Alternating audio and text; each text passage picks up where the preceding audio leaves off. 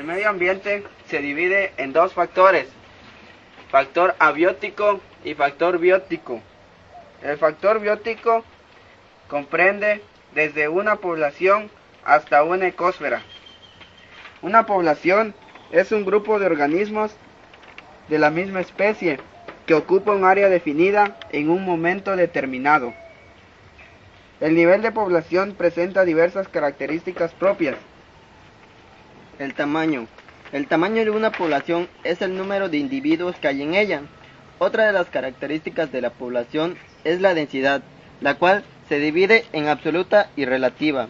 La densidad absoluta es la magnitud de la población respecto al espacio que ocupa. Un ejemplo de ello es el cálculo de la cantidad de una determinada especie de pez que habita en un lago en cierto momento. La densidad relativa. La densidad relativa únicamente las zonas que comprenden su hábitat.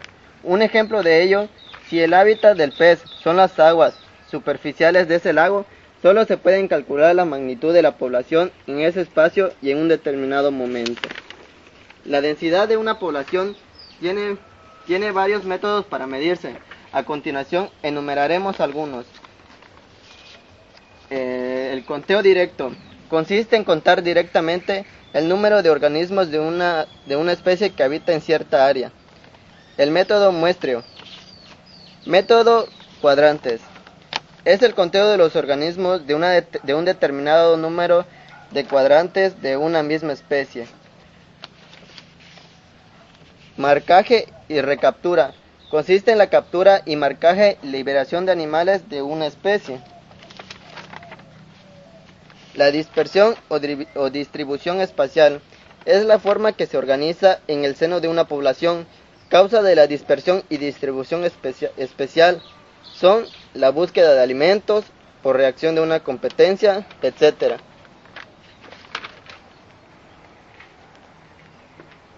Una población puede presentar tres tipos de distribución. Distribución al azar. Se da cuando los individuos de una población se distribuyen de manera irregular. Se presenta cuando el medio es homogéneo. Es poco frecuente en la naturaleza. Distribución uniforme. Se presenta donde los recursos son escasos, donde los miembros de la población obtienen ventaja de su espacio. Un ejemplo de este tipo de distribución es la piraña en el río Amazonas. Distribución aglomerada, agrupada, agregada o amontonada. Es la más frecuente en la naturaleza. Este tipo de distribución ofrece a sus individuos muchas ventajas, como protección ante los depredadores, aunque también ofrece desventajas, como la obtención desigual de recursos del medio. Origina el territorialismo. Existen muchos ejemplos de este tipo de distribución.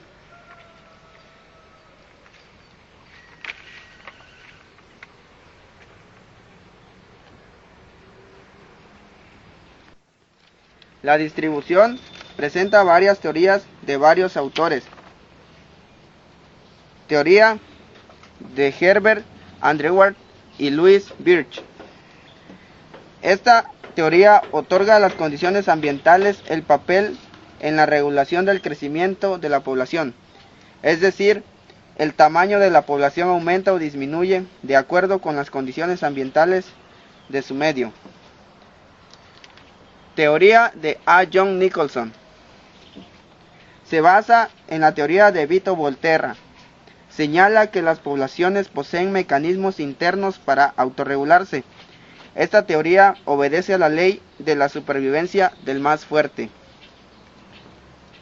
Teoría de A. Mill.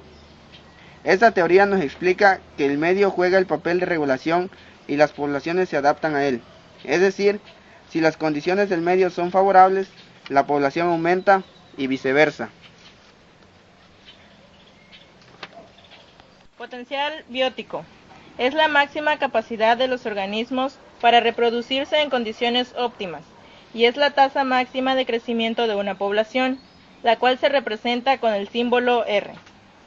Darwin calculó que una pareja de elefantes produciría en 700 años 19 millones de descendientes si todos sobrevivieran y se reprodujeran. escogió este animal por ser el de reproducción más lenta.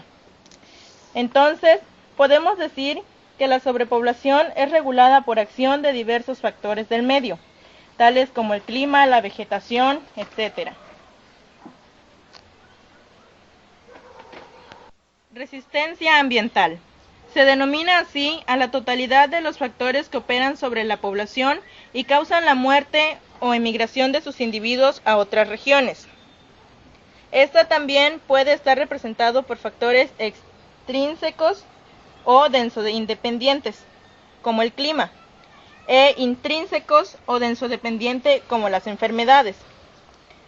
La capacidad de carga es el límite determinado por la resistencia ambiental y es el número máximo de organismos de una especie que puede soportar en forma definida un determinado espacio. Tipos de crecimiento. Los tipos de crecimiento se dividen en dos fases: la fase exponencial o logarítmica y la fase sigmoide. En la fase exponencial o logarítmica, los seres vivos pueden reproducirse en su medio natural sin el temor de que los depredadores se los coman. Y en la fase sigmoide, las poblaciones y la tasa de crecimiento disminuye y la curva se mantiene en un nivel más o menos constante. Es propia de poblaciones integradas por organismos mayores de ciclos biológicos más largos y con potenciales bióticos más bajos. Los siguientes son ejemplos de gráficas de la fase exponencial o logarítmica y la fase sigmoide.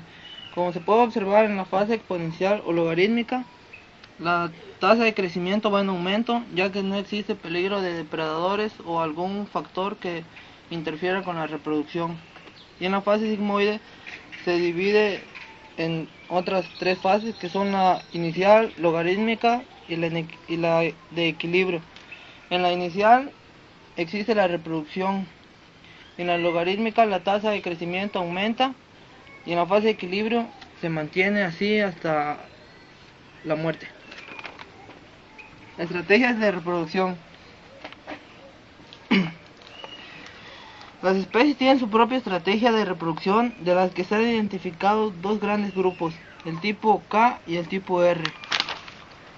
En la estrategia reproductiva de tipo R, los organismos son pequeños y de vida corta, con una acelerada reproducción de grandes cantidades de descendientes, pero con una alta tasa de mortalidad en la etapa prerreproductiva. Tal es el caso de los insectos. Y en la fase estrategia reproductiva de tipo K, las especies que presentan son más grandes y producen poca cantidad de descendientes, los cuales les invierte tiempo y esfuerzo a su cuidado. Tal es el caso de mamíferos, incluso el mismo ser humano o los elefantes.